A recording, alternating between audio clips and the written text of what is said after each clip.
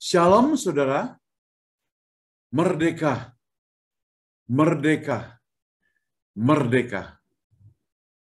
Dalam rangka Hari Kemerdekaan Republik Indonesia yang ke-77 hari ini, 17 Agustus 2022, dengan tema Pulih lebih cepat, bangkit lebih kuat. Gereja Cornerstone San Francisco mempersembahkan dan mengucapkan Dirgahayu HUT RI 77. Sukses, maju terus, pantang mundur. Saya mengajak kita membaca Alkitab saudara di dalam Roma pasal yang ke-6 ayat 17 sampai 18. Roma 6 17 sampai 18. Firman Tuhan berbunyi demikian. Akan tetapi syukur kepada Allah bahwa kamu yang dahulu adalah budak dosa, sekarang telah menjadi taat sepenuh hati kepada pokok-pokok pengajaran yang telah diajarkan kepadamu. Dan karena kamu telah dibebaskan dari dosa, kamu menjadi budak kebenaran. Kita berdoa. Bapa di surga, terima kasih dalam rangka ulang tahun kemerdekaan Republik Indonesia ke-77. Kami boleh merayakan bersama di tempat ini dengan ucapan syukur. Tuhan pakai supaya firman Tuhan yang disampaikan melalui perenungan hari ini juga boleh jadi berkat bagi orang banyak di saat-saat kami bersyukur untuk kemerdekaan Republik Indonesia. Di dalam nama Tuhan Yesus kami berdoa. Amin. Saudara, saya mengambil tema sesuai dengan apa yang dicanangkan oleh Presiden Republik Indonesia Bapak Jokowi, yaitu pulih lebih cepat, bangkit lebih kuat. Demikianlah firman Tuhan. Coba Anda perhatikan seekor burung yang berada dalam sangkar. Kelihatannya ia begitu nyaman, apalagi sangkarnya itu terbuat dari emas. Makanannya cukup, bahkan mungkin berlebih. Minumannya juga tersedia. Setiap pagi, si pemilik memandikannya, bermain-main dengannya. Ia sangat disayangi. Saudara, apakah dia merasa senang? Tidak, saudara. Kenapa? Karena dia terkurung dalam sangkar. Dia terpenjarakan. Dia tidak bebas. Namun apabila sang pemilik hilap, sedikit saja pintu sangkarnya terbuka, burung itu akan segera terbang. Terbang tinggi dengan penuh sukacita. Barangkali dia tidak pulang lagi. Mengapa ia bisa terbang menghilang? Karena ia ingin kebebasan. Karena ia ingin kemerdekaan. Karena ia ingin bebas, merdeka, lepas, tidak terkungkung. Saudara, kemerdekaan mestinya bukan hanya sekedar slogan. Seperti slogan kita, pulih lebih cepat, bangkit lebih kuat. Itu bukan sekedar slogan. Semuanya itu sudah terlaksana. Saudara, bayangkan selama dekade 8 tahun negara Indonesia, apalagi masuk dalam COVID-19. Di situ kita melihat pembangunan sana-sini, infrastruktur sana-sini, termasuk juga di masa-masa COVID. Kemarin saya dengar Presiden menyampaikan pidato di depan persiapan persidangan atau pembukaan persidangan DPR MPR, dan juga biasanya pidato tahunan. Dia katakan bahwa Indonesia mendapat ranking yang tinggi, khususnya dalam saat-saat memberantas COVID-19. Dan semuanya itu tanda kutip berhasil. Belum lagi di saat-saat COVID-19, kesulitan ekonomi dapat diatasi. Bahkan di Indonesia dikatakan mendapat satu sertifikat, satu ucapan, atau katakanlah satu penghargaan bahwa swasembada beras itu terjadi. Luar biasa. Tentunya kita akan mengucapkan syukur. Dengan pemimpin-pemimpin yang luar biasa ini, maka pulih lebih cepat, bangkit lebih kuat. Itu merupakan harapan. Jadi bukan sekedar slogan. Jadi kebebasan bukan sekedar slogan. Kebebasan bukan apa yang dikoar-koarkan. Tapi lebih dari itu, kebebasan atau kemerdekaan harus dialami oleh orang tersebut yang menyampaikan kemerdekaan itu. Nah, saudara, terkala seorang mengalami dan merasakan kemerdekaan yang tanpa batas, maka dia merasa senang, dia merasa gembira, sekali lagi, tanpa batas, tetapi dia menuju ke ambang bahaya.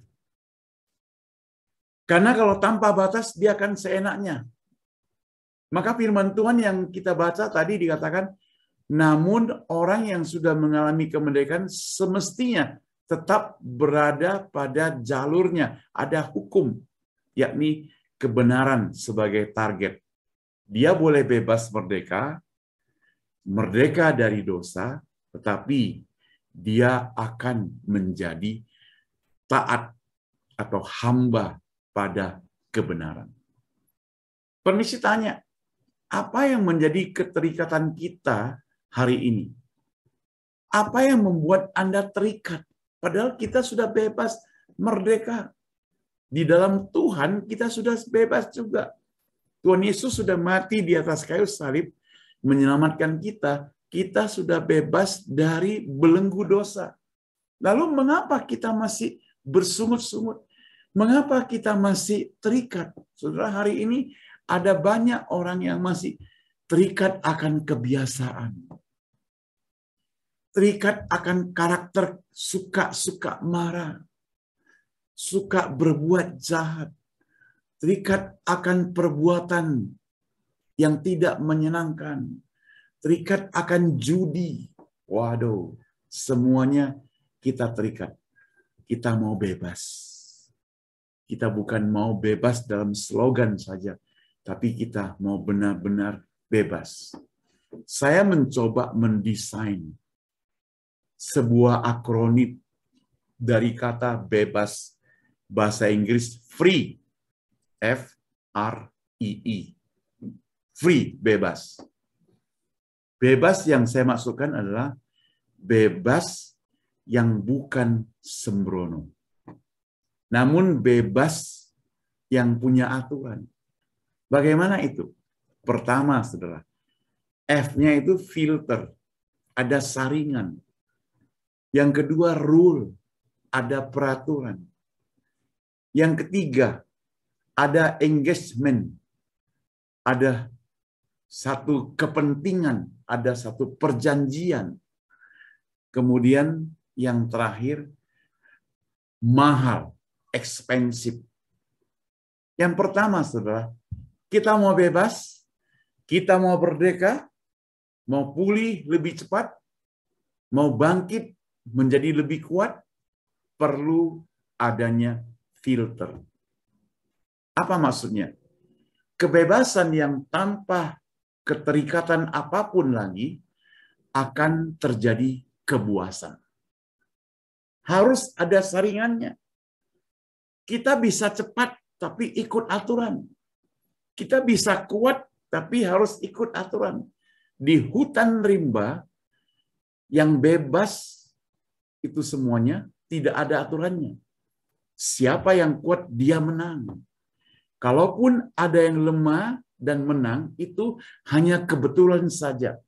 Dan sifatnya itu sementara. Sebab sebentar lagi akan dibabat habis kalau dia sudah ketahuan sok-sok mendapatkan kemenangan. Rasul Paulus berkata demikian, saudara. Dia katakan, dahulu kita sebagai hamba dosa. Kita dulu begitu terikat dengan perbuatan dosa. Kita begitu dipengaruhi. Kita begitu diikat. Saat ini, mari kita menyeleksi. Mari kita pilih. Ada saringan, ada filternya, firman Tuhan. Saudara, kehidupan manusia itu bertolak belakang. Ada baik dan ada jahat. Ada orang yang hidupnya baik, benar-benar Tuhan memberi kesempatan pada dia menjadi orang baik. Tapi ada orang yang jahat, saudara. Masalahnya, saudara, agak rumit untuk kita berikan kebebasan untuk memilih. Allah tidak pernah mengekang kita, memaksa kita menjadi harus baik. Allah juga tidak memaksa kita harus jadi jahat.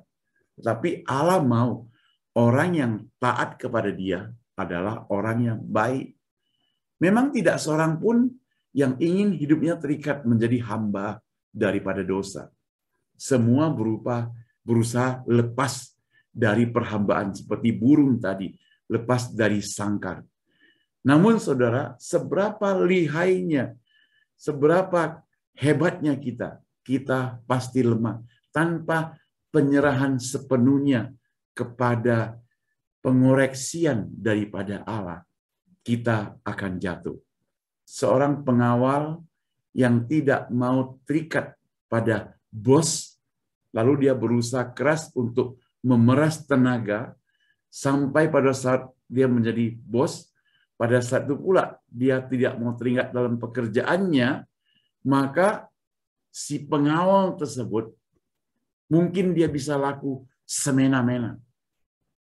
Tapi kalau seorang pegawai, dia mau taat kepada peraturan, kemudian dia mulai berjuang, dia mulai lakukan jalan yang benar, mencari kebebasan atas pertolongan Tuhan, maka dia akan bebas.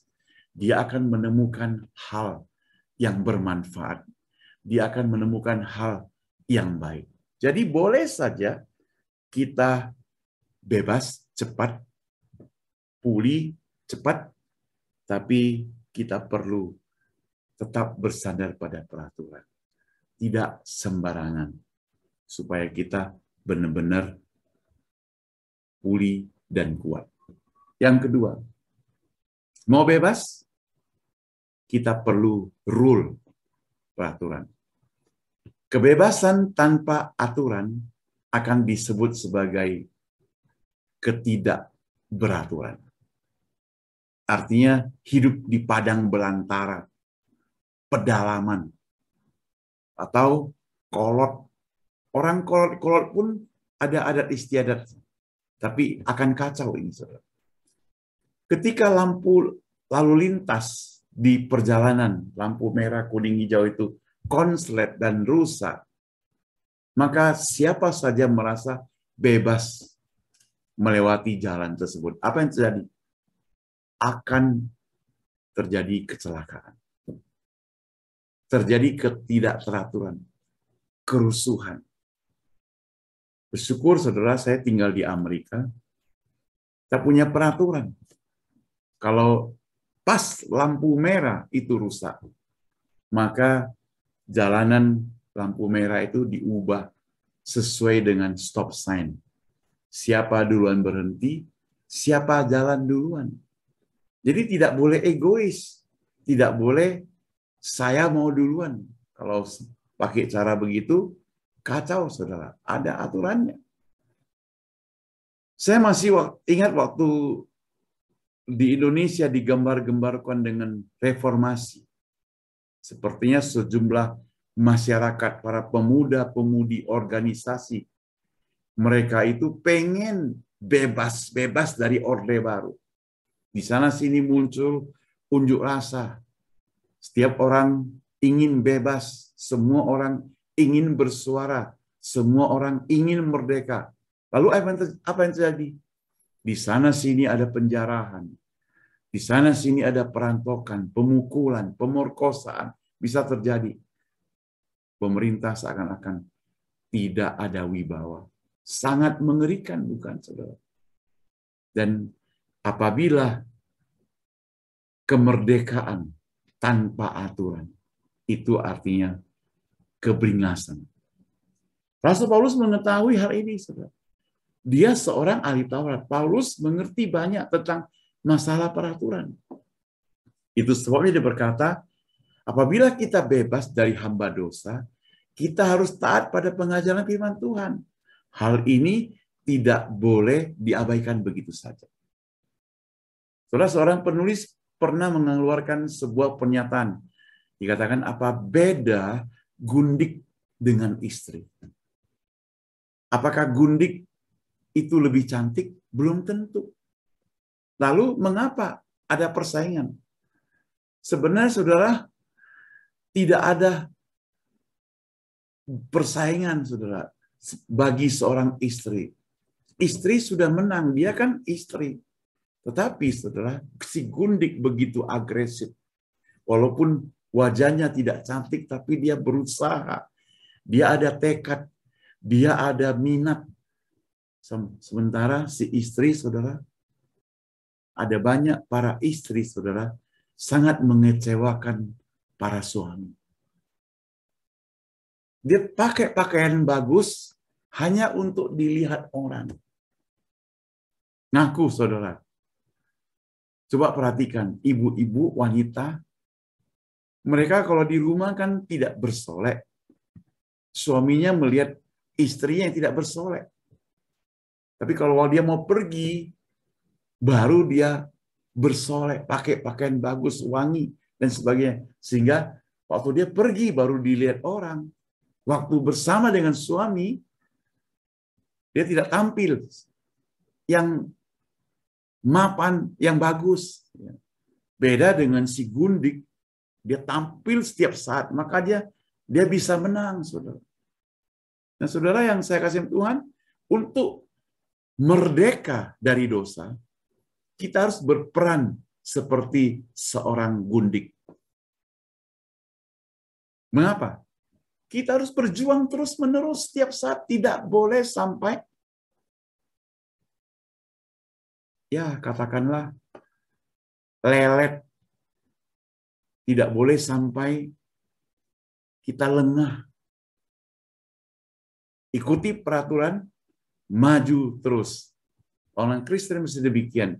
Kita bebas, tapi ikuti peraturan, maju terus. Pakailah kebebasan, tidak dengan sembarangan. Yang ketiga, kalau tadi pertama F yang disebut dengan filter, yang kedua R yang disebut dengan rule, sekarang ketiga mau bebas perlu engagement. Kebebasan yang tanpa perjanjian juga akan pincang, saudara.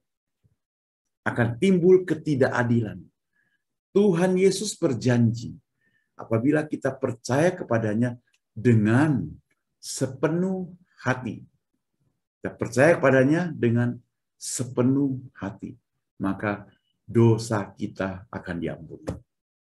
Kita akan mendapatkan imbalan, yakni hidup yang kekal. Jadi janji ini bukan sekedar janji, tapi harus ditepati. Saudara, di dunia kita mengenal banyak janji, tapi seringkali kita juga mendengar banyak janji yang diingkari. Saudara. Janji itu bukan sekedar kata-kata, itu namanya gombal. Janji itu harus tepati, saudara. Janji Tuhan Yesus bukan janji gombal. Tahu gombal, saudara? Gombal itu kain bekas ngepel gombal. Karena Itu artinya tidak berguna sampah. Tapi janji yang benar adalah seperti emas. Harus ditepati, harus dipelihara. Yesus berjanji akan kembali untuk kita semua. Saudara, kisah perjanjian ini harus semata-mata bukan dengan mulut saja, tapi dengan hati. Yang ketiga, yang keempat, saudara, yang terakhir. Mau bebas, perlu bayar harga mahal. Kemerdekaan yang terjadi di Indonesia tahun 1945 dibayar dengan tombak runcing bambu, darah yang bercucuran, pengorbanan dari segenap bangsa Indonesia. Harga yang mahal tidak dapat dihitung dengan uang. Expensive. Perlu bayar harga yang mahal. Sekali lagi, saudara, kalau kita mau bebas dari dosa, kita harus bayar harga untuk taat dan setia. Setia. Mau pulih cepat, perlu perjuangan, kerja keras, pengorbanan, bayar harga yang mahal. Saudara yang dikasih Tuhan, itulah sebabnya para pemimpin yang ada di Indonesia, mulai dari Bapak Presiden dan segenap menteri-menteri, mungkin juga MPR dan siapa saja yang terlibat di dalamnya, mereka membangun Indonesia perlu melibatkan pengorbanan yang besar. Pertama dengan pengorbanan pikiran, tenaga, uang. Bila perlu pinjam dana dari luar negeri, bukan untuk dihambur-hamburkan, bukan untuk dikorupsi, tapi untuk maju, untuk membangun infrastruktur jalan tol, membangun lapangan terbang, dan sebagainya, termasuk juga membangun masyarakat Indonesia, mental orangnya, supaya orangnya benar-benar takut akan Tuhan, hidup mencintai Tuhan, sesama manusia. Di situ baru tercipta yang disebut dengan toleransi, menghargai sesama, saudara. Itu penting. Kalau engkau ternyata mengaku sebagai orang Indonesia, namun hidupmu masih belum bisa toleransi, belum bisa menghargai sesama, sedikit-sedikit anggap dirimu lebih suci dan sebagainya, maka engkau belum merdeka. Engkau masih dijajah oleh perasaanmu, masih dijajah oleh hatimu, masih dijajah oleh keegoisanmu, masih dijajah oleh pemikiranmu yang jahat. Tinggalkan itu semuanya. Mau bebas? Bayar harga. Tema tahun ini, pulih lebih cepat, bangkit lebih kuat. Itu akan terjadi kalau semua rakyat itu sudah menyadari mereka benar-benar merdeka. Baru bisa pulih. Kalau masih terikat, dia sakit, saudara. Harus cepat-cepat merdeka. Cepat-cepat bangkit. Mau bangkit, ya harus merdeka juga. Orang yang tidak merdeka, belum bebas, tidak akan pulih. Dia sakit. Apalagi mau pulih dengan cepat. Dia perlu kerja keras. Dan bangkit lebih kuat. Dia perlu pengorbanan dengan tenaga. Mari saudara, sebagai bangsa Indonesia, teman-teman yang cinta Indonesia, walaupun mungkin sebagian orang Indonesia namun sudah menjadi warga negara lain, tapi masih tanah air kita, tanah air yang kelahiran kita, Indonesia. Mari kita kerjakan sesuatu untuk Indonesia. Jayakan Indonesia. Jayakan merah putih. kibarkan benderanya. Tuhan menolong kita. Kita berdoa. Tuhan, di dalam hari kemerdekaan ini, Tuhan bangkitkan semangat hidup kami menjadi bangsa Indonesia. Jadikan satu kebanggaan kami dengan pembangunan-pembangunan yang begitu marak terjadi di Indonesia. Kami bergembira, bersyukur. Tuhan berkati juga para pemimpin, baik Presiden Jokowi, segenap menteri-menteri, mereka yang terbeban untuk membangun Indonesia. Tuhan tolong mereka, Tuhan. Kami juga serahkan tahun 2024, sebentar akan terjadi pemilihan besar-besaran, pemilihan pemimpin yang baru. Jadikanlah Tuhan pemilihan tersebut menjadi ajang untuk memilih pemimpin yang baru, pemimpin yang takut akan Tuhan, pemimpin yang hebat, pemimpin yang tangguh, pemimpin yang membangun Indonesia. Biar masuk 78, 79, sampai tahun ke-100. Indonesia benar-benar berharga di mata dunia. Benar-benar dikagumi dan benar-benar diberkati. Di dalam nama Tuhan Yesus, kami berdoa. Amin. Tuhan Yesus memberkati kita. Selamat Indonesia. Merdeka, merdeka, merdeka.